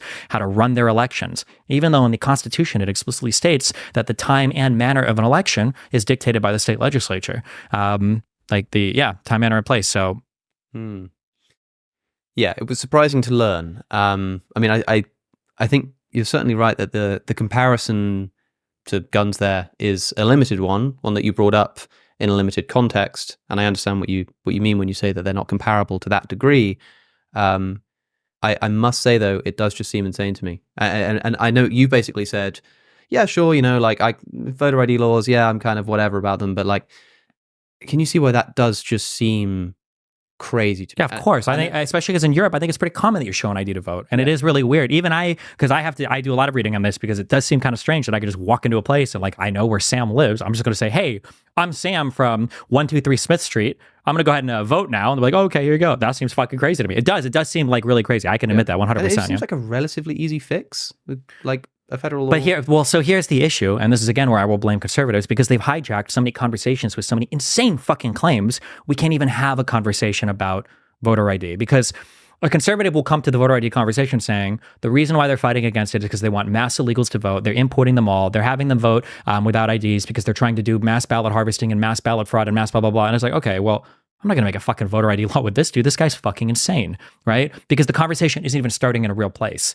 Which is one of the largest issues I have with a lot of the conservative talking points on stuff. Were COVID lockdowns too far? Probably, but we can't have that conversation with conservatives because they think that lockdowns were done so that Jews could keep you locked up in your households, or so that Bill Gates could go and fuck your, wife or some shit. I don't know. And we can't have conversations on foreign policy because it's all done by the military-industrial complex, or it's just like.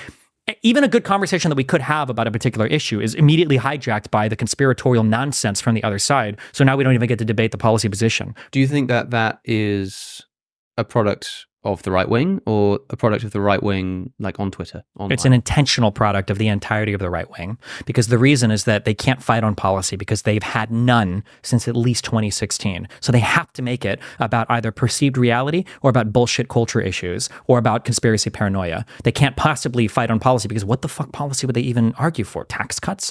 Like what is the policy of the right? Now they're trying to say, well, we were actually, we like pre-existing conditions from the Affordable Care Act. No, you didn't. The first thing Donald Trump did when he came into office was he tried to completely and totally fucking get rid of it. It was only McCain's vote that stopped it. And then they went to the Supreme Court to try to get rid of it. And now he's trying to say, well, Republicans like that the whole time. Bullshit. He's talking about inflation and budget deficits. Donald Trump ran a massive budget deficit. For what reason? Before COVID, there was no reason for that. And he wants to take credit for the economy at the same time he's doing wild, unhinged spending. Why? Why do you get to do both? So conservatives are just but they don't care about the policy ground anymore. They just want to talk about Haitians eating dogs, even if it's a totally fucking fabricated story. I'm going to ask you some questions which I know the answer to. Okay. Because I've heard you give these answers before, but for the benefit of my audience. Okay. Somebody's listening, an American citizen, they say, I'm an undecided voter. I've watched the debates. I'm not really sure who to vote for. I'm still looking for that smoking gun. What do you say to that person?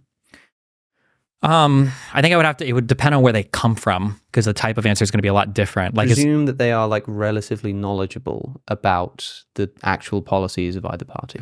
If they're relatively knowledgeable, then I would say that the biggest issue is conservatives don't have a real vision for the United States of America. That right now the Conservative Party has gotten lost into a cult that is surrounded by Donald Trump. This is evidenced by the fact that Donald Trump doesn't talk policy. It's evidenced by the fact that Donald Trump makes it a part of his rhetoric and platform to attack like a rabid dog anybody that stands against him. It's why Donald Trump, anytime somebody says something bad, he's like, we're not going to help him win the re-election, or like, you're going to lose in 2022 or whatever.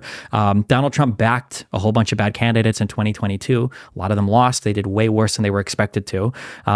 We could go into all the January 6th stuff where Donald Trump lied and engaged in so many criminal conspiracies to try to flip the outcome of the election because he has no respect for the American vote, for American institutions, for the institution of government. Just MAGA and Trump does not share, that he does not have any of the values of what a core American is supposed to stand for. Anytime you get a guy who is like the epitome of authoritarian leader, saying things like the media is the enemy of the people, if warning sirens aren't going off in your head, I don't know what else he could possibly do. So that's your answer to the question, why should a person not vote for Donald Trump in the upcoming election? What are your biggest concerns about the left in the same respect? Like, what if somebody were to make the best steelman case as to why you shouldn't vote for Kamala Harris? What would it look like? There is no steelman for why you shouldn't vote for when the opposition is Donald Trump. Sure. In terms of issues that you could have, personally, I feel like the economic policy is too far to the left of what I would prefer.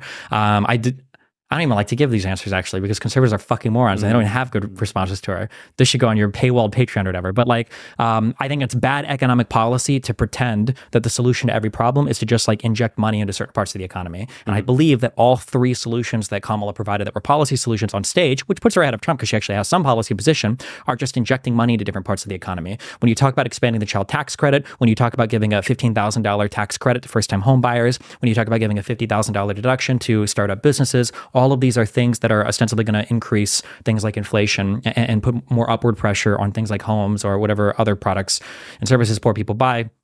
I don't know if these are the most effective policies. I also feel like everybody's leaning a little bit too much into the protectionist bend right now. The MAGA people are hardcore protectionists, but I think that the left kind of enjoys the rhetoric around protectionism as well. Made in America, we're going to make our own stuff. These are things that I would like to see a strong, dare I say, the N-word on your show, neoconservatives, actually rise up and fight against, some of the very far left-leaning economic policies, not socialist or communist, but is quite far to the left. But we don't have that tension right now.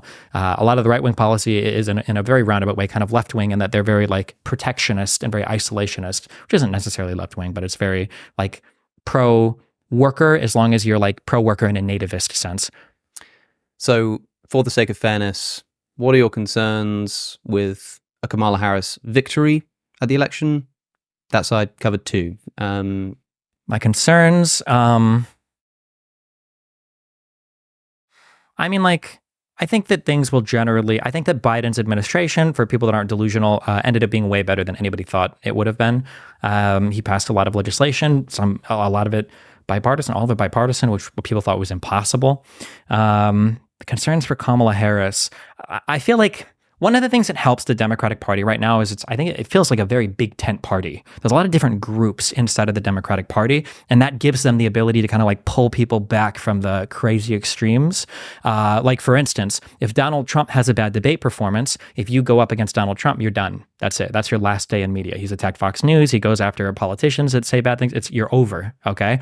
Whereas on the left, when Biden has a bad debate performance, like there's so much pressure from left-leaning media and from within the actual party and from the constituents that Biden, the incumbent president, actually steps back to let his vice president run. That shows that there's a lot of internal pressure and stuff in the Democratic Party that's demanding some sort of like, you can call it a sanity check, but like there's a lot of people with a lot of interest here, and you need to make sure that you're functioning well to adhere to the constituent interest. In Donald Trump, the only interest is with Donald Trump. That's it. Do you think it was right for Biden to step down from the race? That was a really, really, really hard one at the time. I said that the worries, it could go either really good or really bad. So unless the polling got really bad, I was kind of against it. But I mean, in retrospect, it seemed okay. I think it was okay for him to do it or not do it. I think either decision could have been justified. Obviously, there were a lot of people that were leaning on, he should definitely do it. I think it has turned out really well. So retrospectively, I'd say it was good. Prospectively at the time, he could have made either decision. I commend him for making the decision. I wrote an essay at the time. It was on the day that he stepped down, announced stepping down. I had written an essay basically calling for him to step down. And it was largely based on the reaction to the assassination attempt. I wrote this piece. It surprised a lot of my followers, actually, because I was, I suppose, a bit mean about Joe Biden. But I really, especially, again, as an outsider, I sort of imagined in this essay, like, how would he have reacted to a similar incident? You know, like, I think I said that if the bullet didn't kill him, then the Secret Service wrestling him to the ground probably would have done.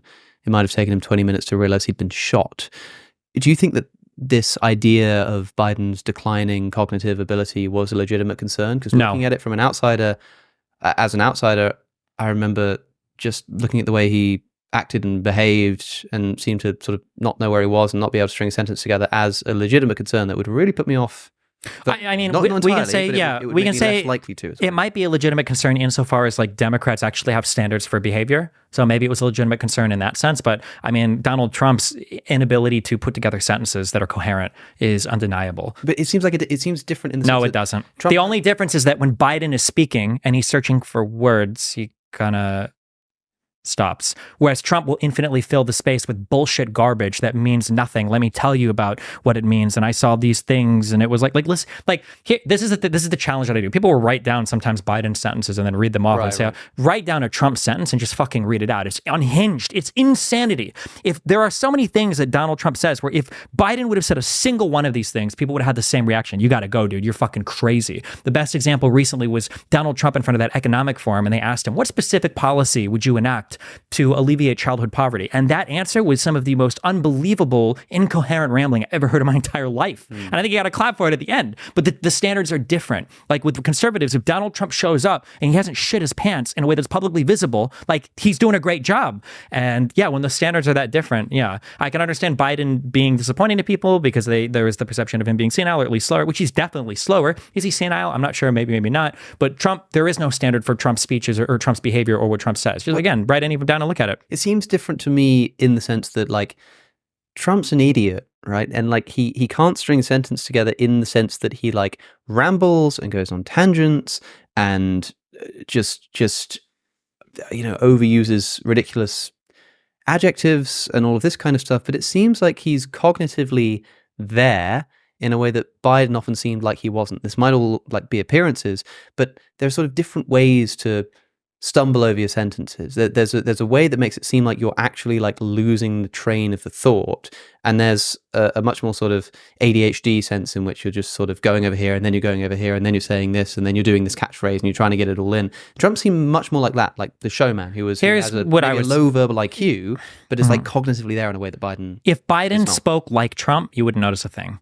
If Biden just filled the space with random bullshit like Trump does, then he probably could just fill the space. But I said this in that debate where he had the really bad performance. The issue there wasn't his senility or his cognitive decline or anything. The issue was his approach to the debate. Listen to the two and the difference between what they're doing. Like they'll ask Biden, like, what are you going to do about immigration? And Biden is like stumbling through, like trying to remember like 52 different fucking stats and numbers about, well, we've 22,000 border encounters and blah, blah, blah, blah, blah. Meanwhile, Trump is like, we have to do something. The border is worse than it's ever been. And that's why they support me. And that's why we're going to make this border the best border. I've seen the border and it's better than any border ever. And people are like, yeah, Trump seems like he's like there altogether. Well, he doesn't have to fucking remember anything. He's just saying random fucking gibberish. But that's like the expectation for behavior. The biggest criticism of Biden is if Biden would have had the same type of answers, he probably could have just rattled that shit off because you don't have to fucking think about it because Trump doesn't think about it. There's a pressure point that I apply to conservatives. Show me a single fucking clip in the past 8 years of Donald Trump speaking intelligently about any policy decision, domestic or foreign. You will not find a single one, not a single clip of the president of the United States speaking like he has any fucking wherewithal whatsoever about policy.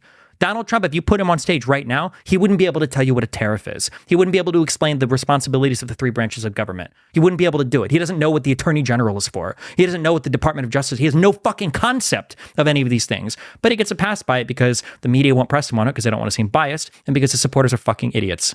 Strong word. And another challenge for anyone who can find such a clip, a reward of... Sure. Or if you want to argue with me about it, I'm totally, although conservatives are frightened. A reward of $10 for Donald Trump speaking cogently.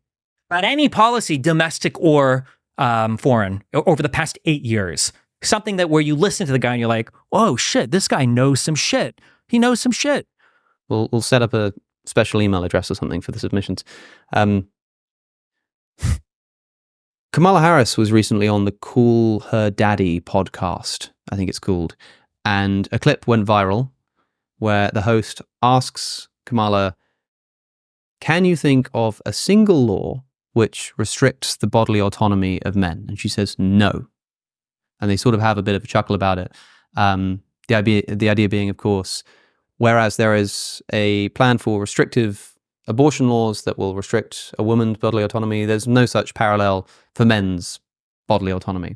Twitter was set ablaze with people retweeting this and saying, what about the draft, which still exists in the sense of selective service. In the United States, males between the ages of 18 and 25, almost all males, have to sign up for selective service, which essentially means signing up to potentially be called upon one day to die for an as yet undisclosed cause by an as yet undetermined government of an as yet undetermined political leaning, potentially being forced to sign up for potentially one day being called to be killed, possibly incredibly violently, for that as yet undetermined cause. So a lot of people were very upset with this clip and said it was silly and unthinking to say that there are not laws which restrict male bodily autonomy. What do you make of that spat? From a philosophical standpoint, the debate on abortion is actual mind worms. All the arguments made are, I think, really ridiculous. I do think I guess you can quibble over the selective service thing being another thing that does apply only to men. I think only men have to sign up for selective service in the United States. But it's in the real world, it's not even remotely equivalent. Like when was the last draft we had, I think, was for Vietnam. Mm-hmm. The idea that having to sign up for selective service is the same as being denied, rights to your body if you believe, in abortion or you're pro-choice. It's not even remotely comparable. So yeah, you can say that the selective service thing makes this slogan or talking point not the best talking point, but to bring that up as some kind of reasonable counter, actually, we have this restriction where we have to do this, is bro, you're not getting drafted. Come on. Oh, what about another Vietnam, another circumstance? We had another Vietnam. It was called Iraq and Afghanistan. We didn't draft for that. Sure, yeah. But, is it not conceivable that there could be a circumstance in which this would happen? Again, I guess I'm trying to sort of steel man the Twitter war. Could it happen? I personally, no, I don't think so anytime soon, unless we get fucking, world war against Russia or China or some shit, which right now I don't foresee happening. But again, it's not even remotely comparable to that. Right now, people are faced with issues relating to abortion and access to their body. Right now, we don't need a hypothetical enemy or hypothetical war with a hypothetical draft that will hypothetically affect a hypothetical amount of the population against a hypothetical enemy at some hypothetical point in time. Yeah, I saw a tweet about the consequence of sort of not signing up for the draft, rather the consequences of there being this selective service draft versus the consequences of there being restrictive abortion laws are just unthinkably different. You don't sign up for the draft, you can't get your driver's license. Restrictive abortion laws, women die in states with super restrictive abortion laws. Also, I'm not even sure about this. I don't even know if they enforce that selective service stuff. I'm not 100% sure. I think it is something like, it is required by federal law for. Yeah, but I mean required by federal law. I think for example, I think you need to do it at least in some states to get your driver's license. So it's impossible to get your driver's license if you haven't signed up. That's the main thing that. Well, I know that can't possibly be the case, because in most states you can get at least a POP, a provisional operator's permit, before you're 18, and I think you sign up for selective services at 18. Now maybe it's by the time you're 18 you have to show that you've got I think that's a case. I don't know if that's the case everywhere. That's what I've been seeing people discussing, is saying, well, I couldn't get my driver's license without this. But again, the circumstances are differently. It was also pointed out by this thread. I wish I could remember her name. I'll put it on screen if I can find it. That some of the biggest opponents of the draft have been historically feminists, the same feminists who campaign for looser abortion laws, who also say that if there is going to be a draft, then women should be drafted too. So it's not necessarily a good two-cock way to have. But there's two senses in which this happens. There's is it actually unfair for a left-winger to sort of ignore the draft? I don't know, maybe, whatever. But as a tactic, I think it might have been better for Kamala to have said, I mean, she might not have thought of it at the time, but can you imagine how much better it would have been, how kind of awesome it wouldn't have been better whatsoever if she'd have just said. Nope. I'm not. I don't mean that she should have said well, yeah, I mean, there's the draft and it's really serious, but even just to sort of say, I mean, can you think of any laws which restrict male bodily autonomy? To say something well, look, I mean, people are going to say the draft, but I think it's different for this reason, this reason, this reason. So no, I don't think there is such a law. Don't you think that would have been a more considered answer? I understand what you're saying, but again, conservatives delight in the fact that we just wasted 10 minutes talking about something that's so obviously fucking stupid, right? Consequentially, deontologically, however you want to analyze the action, right? Even in a just world, we could probably justify by virtue of action of, if we believe that a fetus isn't a human until some, second, third trimester, whatever, that having abortion is good, but we could also probably say having a draft is good too. That if our country gets invaded, we need to be able to call up our people and we need to be able to fight a war. Like, that's a morally good action. We could justify literally both of these things. There's no contradiction inherent in either of these. Yeah. And most conservatives would probably even agree, because the same conservatives arguing about the draft and it affecting men also probably say they don't want women to fight in wars anyways. Mm-hmm. So it's another good example of conservatives being able to yank the chain off of something and have a totally arbitrary, pointless, capricious conversation about, oh, well, what about drafting a men and blah, blah, blah, when we have had a draft for like 50 fucking years or more. Again, I agree. Is it a dumb thing for Kamala? I don't even know how to pronounce her name anymore because conservatives are so obsessed with saying it incorrectly. Kamala Harris, Kamala. Was it a dumb thing for her to say? Maybe. But again, you're playing with a side that is like scouring every single fucking word for something to harp on. Meanwhile, for Trump, don't take him literally, just take him seriously. What the fuck is that even supposed to mean? Yeah, I mean, like, people... the thing is, Twitter was set ablaze, as they say, and I saw it sort of everywhere for a bit, and I saw people retweeting it, and I could so easily imagine. I know you say that conservatives delight when they waste 10 minutes talking about the draft, but if they did that, I don't think that really hurts Harris' campaign. I don't think it gives any ammunition for right-wingers to complain about her. Whereas, because she was just no, there is no such law, obviously, that's what provides right-wingers ammunition to go crazy on Twitter. And there's going to be a lot of people who are going to see a tweet, they won't have even seen the clip, but now they see it in a little thread. They see that there's a video, they hear her say that, they see the next tweet above it, which is somebody saying, no, and then the next tweet above it which says, what about the draft? And they go, oh, interesting. I understand what you're saying. As a good faith person wading through the bullshit that is politics, I understand the feelings that you have. It's just this world is unworkable. I used to work at a casino when we wanted to get rid of an employee. Okay, we call it papering somebody out the door. What it basically means is you see somebody and you're like, I want to fire this employee. I don't really have a great reason. So what I'm going to do is I'm going to hound the cameras for 2 hours a day and find him fucking up enough, either not checking an ID on a credit card, not counting cash correctly, and I'll find enough reasons to write him up to fire him. This is true of probably any corporate job you'll work ever, or any service level job, or any job, because nobody is a perfect employee, right?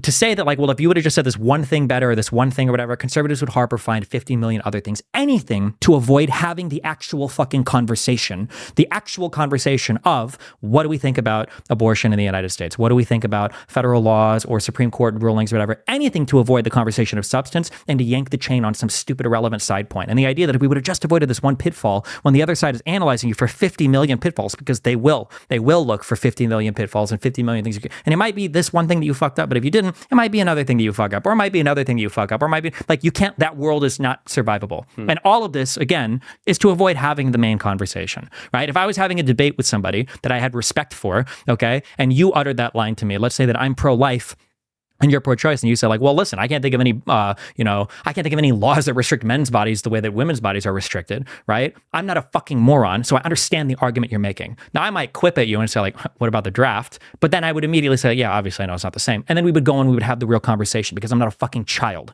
okay? But if I'm trying to win a debate, I don't know how much formal debate or informal debate, what the fuck, I don't do formal debate. Informal debate you do, right? You're not actually to harp on that point and to jump down your throat and to fight on that comparison and obsess over the draft. When I hear somebody do that, again, because I'm not a fucking idiot, I know why they're doing that, and it's because they can't defend the point. And if you're attuned to how people debate and you watch how people debate and you know what debates are like, as soon as somebody starts doing these things where they're picking out minor grievances and arguments, I think that Israel should have conducted themselves in this way because in 1968, there was the 6-Day War and it was such a horrible thing or whatever. And you're like, 6-Day War was 1967. Okay, hold on. The fact that you got this year wrong and blah, blah, blah, blah, and you hyperfix on that. The reason why people do that, and I've done this, 5 or 6 years ago when I used to be a little bit more debate brained, is when you've lost a debate on the substance, you try to win on the deduction and the induction. You go to prop logic and you try to find any kind of minor error and then fight for contradiction and then expose that and just fight there all day because you've lost on substance. And that's all of the conservative argumentation. Is never debate on substance. It's always obsession with these fake stories on the media, with these minor misspeaks. It happened again. Elon Musk did it too with Walls, and they got him on the debate with this. I don't know if Walls forgot where they said Walls wants to ban hate speech. They're doing that because of a clip that went viral on Twitter. That clip of him talking about banning certain types of speech was about banning people that were doing election misinformation, which is already federally illegal. He's not even saying anything contradictory to U.S. statute, to federal statute. It is illegal to lie about where you go to vote or how to submit like a vote. You can't do that already. But they clipped that. They took it out of context, and now people think he wants to ban hate speech. He's never said that. You can go and find the original clip for that. But like, this is what I'm saying, that like, I wish you wouldn't have said that one thing. Or with me, when I debated leftists, and I'm like, the rioting needs to fucking stop. These dipshit protesters that want to burn down buildings past 10 p.m. People are like, you wanted to kill protesters. Like, I said protesters wanted to burn down buildings. Like, well, if you would have just said rioters, it would have been okay. Bullshit. No, it would not have been okay if I would have said rioters. Like, people are just harping on one thing. That world is bullshit. And to try to constantly rise to that standard of never, ever, ever being even minorly incorrect on a non-central point when the other side is just frolicking through the fields of irrationality, okay, it's unworkable. You can't do it. You can't exist in that world. I will challenge any conservative to have a debate on substance on any of these topics, and I will fucking annihilate them. There's a reason they all hide from me. But Tim Waltz, you were in China 3 months after the massacre, and you said you were there while it happened. And also you said that you have become friends with school shooters. You must be a terrible person. What a world. It's interesting that it's sometimes done and sometimes not. I suppose in some cases it's less obvious that it is a gaffe. Like, I became friends with school shooters. Kind of funny. I want to ban hate speech. Kind of funny if you know that it's a misspeak, but not very funny if you don't. Perhaps we should wrap up in asking, what do we do here? What do we do with the fact that people are so obsessed with catching people out with zingers? It's nothing new in politics, but it's much more accessible. Social media, blah, blah, blah. You're obviously passionately against this approach to political debate, but people do it. So what do you do in the face of it? Do you do it back? Do you ignore it? Do you try to point out that people are doing it? Like, what do you do in the face of somebody who is doing this to you? My goal for future debates, and I'll get to pilot this because I've got one coming up in a few days with Owen Schroyer, another anti-American traitor that was arrested for his behavior on January 6th. My goal is just going to be, and we'll see how this goes, it's going to be a shit show, but like, I want to read 3 quotes and I want you to acknowledge that those quotes are real. And my prediction is it's going to take 15 to 20 minutes just to get somebody to acknowledge that these quotes are real. You said, and like the first topic is going to be over, you said that the federal government has failed in responding to this disaster. Do you acknowledge that Roy Cooper, Brian Kemp, and Ron DeSantis all said that they were getting the federal support they needed? And it's going to be a whole bunch of talk around and I'm going to bring it back and say, do you acknowledge that these quotes are real? Because I don't think we can even do that. And it's like, you see how many people are saying like the hurricane is made by machines. It's the world that we're in right now is unworkable. There's a lot of stuff that needs to be reworked. People's ontological understanding of what a human is and what our minds are designed to do and how we arrive at correct conclusions and the types of things we look for. People have this really naive and stupid idea that you put a human in an environment with a ton of information and our senses are designed to derive what is true rather than what is pleasurable or satisfy some other sense. Or the idea that, the solution to bad speech is we just need more and more and more free speech, when you would never, ever apply that rationale to anything else. I'm getting a lot of noise on this cable. Oh, we just need more signal noise and eventually everything will sort itself out. Or like, I don't really know, which book here is correct. Let me give you 50 other books and then you'll be able to figure it all out. Like, we only have so many attention resources at the end of the day. We can't sort through an infinite amount of information. And when there's no gatekeeping and there's no epistemic validity or source of truth in anything, it's a fucking disaster. So what should I say to a family member or a friend who I'm debating with, having a conversation with, and then they start, and one time they sort of go, well, it was actually 1967 or 1968, and you sort of go, well, okay, whatever, and move on. But then they sort of do it again. They say, oh, you got this wrong, and they start getting all sort of picky like that. What do you say to them in the context? You're not on a public platform where it doesn't matter if they're not convinced because you're talking to the audience. You're at home with your family over the dinner table. How do you respond to that?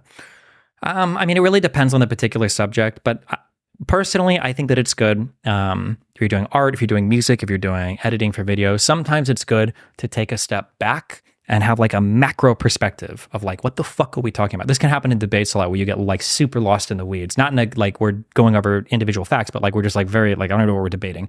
Sometimes it's good to take a step back and like, okay, hold on. What the fuck are we talking about right now? Mm-hmm. So when people get like really lost on the like, well, Kamala said this fucking thing and the Democrats got the party of the fucking KKK and I think they did the bigotry of low expectations and I think they're the racists. Like, okay, hold on, wait. Okay, hold on. let's step back and sanity check. So right now you're saying that the Democratic Party are the ones that are like the real racist versus the Conservative Party. In the aggregate, do you think that that's true? And then on a macro reset, you can kind of, now obviously they're not going to say that conservatives are the racists or whatever, but like today, if the KKK were to come back, do you think that the Democrats are the ones joining the KKK and not the conservatives? Like, do you really think that that's true right now? Yeah, that's a really interesting example because you hear that all the time. It's like, well, who founded the KKK? It was the Democrats. And it's like, okay, pause. Like, what the hell do you mean by that? I mean, are you trying to somehow imply that like the KKK is more aligned with the modern Democratic? Yeah, exactly. It's going to just like sanity check. What the hell are you talking about? Like, I mean, I would recommend, by the way, to not do that to your family. Don't say, what the hell are you talking about, you moron? But ask the question. Be like, well, like, what are you saying here? Like, get specific. And I think oftentimes we need a bit of charitability. That's why I'm so uncomfortable with the mean tweets. Let's put it that way. That you might have interpersonally, charitability I think is good, but I conduct myself a lot different. It's like not just good. I think it's effective. I think it works. It can be, but remember, being mean works too. There's a reason why they do it. It's because it drives up morale on their side and it demoralizes the other side. That's the reason why you dehumanize people and why you attack people, is because it makes your people more energized and more righteous, and it mobilizes them to go and vote against these evil, horrible Democrats or whatever. Like it's effective. And if one side is allowed to utilize that tool effectively and the other side is to constantly chastise themselves for it, you're in an uneven environment where you're rewarding aggressive, toxic, parasitic behavior, and you're punishing the other side for even venturing into the same realm as what the other side is doing. It's not sustainable. Yeah, I don't know. Intuitively, I want to say that I half agree with you. I half agree with you on the sort of moral right thing. Like, if they can do it, why can't we? I think it would be better if no one was doing it, of course, but I'm not going to like Lex Friedman you and say, let's just get along. Why can't we all just love each other? Okay. Do you think that you should ever preemptively nuclear strike somebody? Well, thanks for watching, everybody. That's about all we have time for.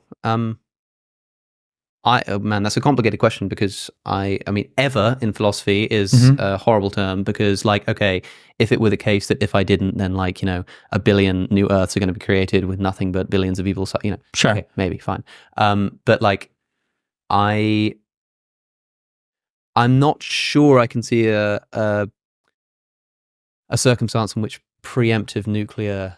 Yeah, it sounds really horrible. Never a good thing. But like, let's say that you know for a certain fact that somebody else is about to launch nukes at you. Is there a political virtue in abstaining from first strike for nuclear weapons? And your country is obliterated, but like at the very least, you martyred yourselves for your good politically virtuous cause. I actually don't know, right? Really, for sure. But I am totally willing to say that intuitively, yeah, okay, yeah, I can see a circumstance in which that's okay. And I suppose you're pulling an analogy here with like, I'm saying that the world only functions anything, whether it's social groups, whether it's relationships. If both are playing by the same rules. You have to be playing by the same, or at least like roughly the same set of standards. Yeah. That when one set of standards dramatically changes, remember, again, there is a reason why people engage in bad behavior, is because there's usually a reward for it. And you cannot allow it a side to continually engage in that behavior while you have to play by a different set of rules. It's not sustainable. You will be destroyed.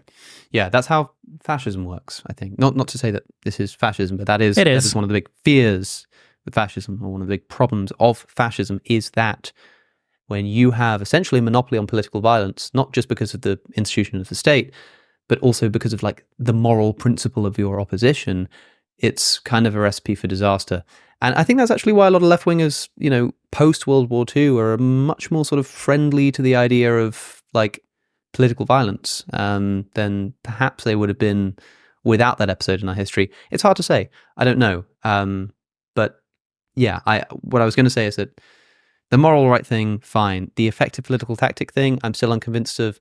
It sounds like maybe, not when they go low, we go high. Like when they go low, we dive right in there with them. We battle them in the mud and then hopefully win. And then we can like all clamber back out of the mud afterwards. That's what you do. Fucking A. Amen. Everybody ends up in the mud. Exactly. And that is not what we want. Well, Stephen, I'm glad that I braced the hurricane to be here in Florida in order to have this conversation. And I'm not talking about the weather, of course. I'm talking about the hurricane of the upcoming US presidential election. Remember to register to vote, people. I don't know when this is going out. It might have already been time up. Well, I don't know when the deadline is in the last state, whenever that is. But if there's time, remember to do it. Remember to do it, yeah. It's important. But I suppose, don't worry about getting your passport renewed before you do so or something. Yeah, Stephen, thanks. It's been heavy. It's been interesting. And I am intrigued, as I always say at the end of my podcasts, but particularly true, to see what people think of this one. So thanks. Thanks so much for having the conversation. Cool. To get early access to videos, ad-free, and support the channel, subscribe to my Substack at alexoconnor.com.